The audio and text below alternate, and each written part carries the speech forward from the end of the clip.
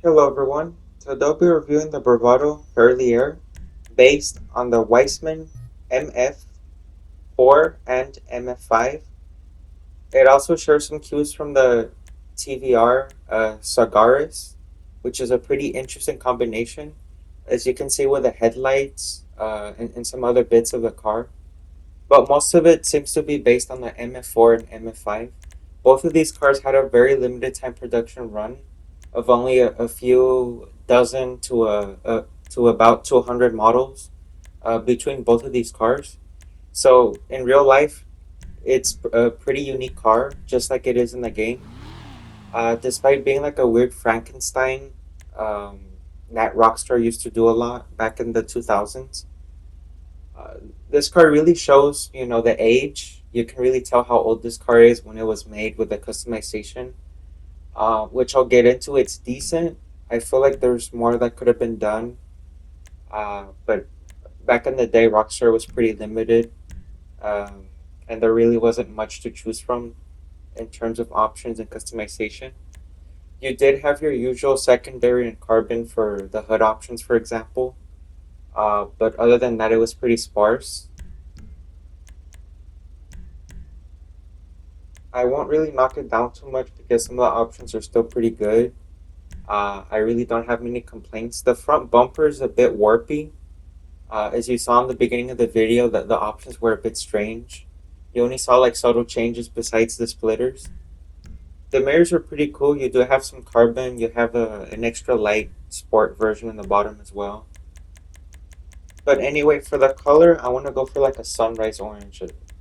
After looking at pictures of the TVR, which I'm gonna base this one on, I just really liked how the sunrise orange looked. It was like a deeper, darker orange.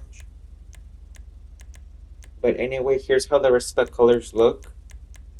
Um, I don't know. It's really hard to make this car look good in any color than like white, black, and you know.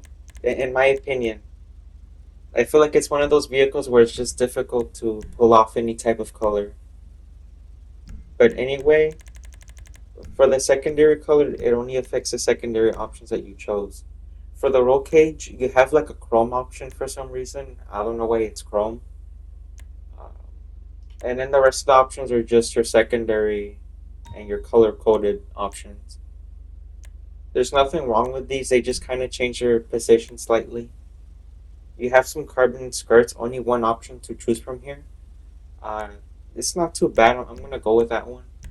The spoilers, I mean, this is a pretty nice. I really like how well it was integrated with the body. The drift wing looks pretty interesting. It just adds a bit more uniqueness to the car, but I really like how the tuner wing looks. It's a shame that there was no carbon option available. I would have chosen that one in a heartbeat since I already have carbon in the hood. The suspension, you can get this pretty low, but it's not quite noticeable.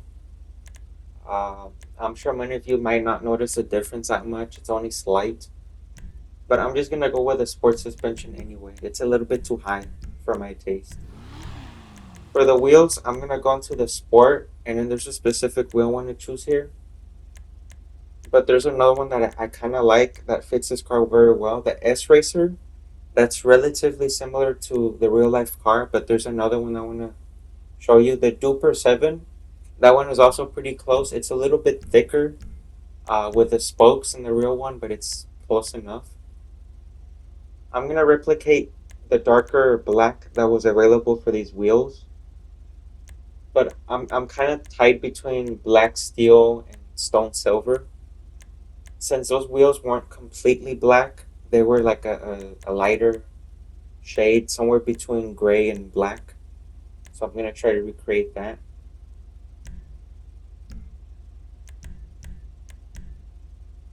I accidentally put some tire lettering. I meant to put on the bulletproof tire since I always play in public lobbies when I'm not recording.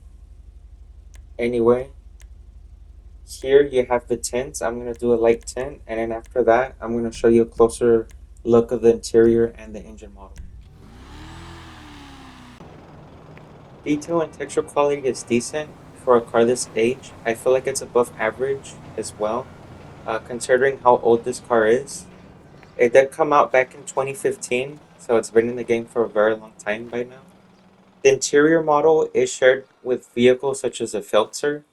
It's nice that the trunk opens. The texture quality is a bit low, but people really don't look back there.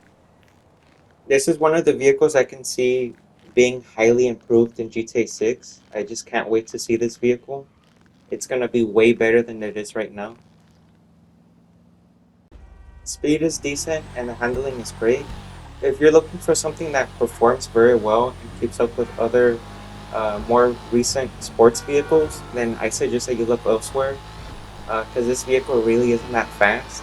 It still performs quite well, but where it exceeds is its handling. Its handling is superb. Its braking power is very good as well. I just like how it brakes in an instant. It's still very fun regardless, you know. You can really have a good time. But besides the performance, it's still a great collectible. It's a very unique vehicle that I'm sure that many people do not know about. Maybe they forgot about it. There's a lot of brand new players coming into the game every year, still, regardless of how old GTA 5 is.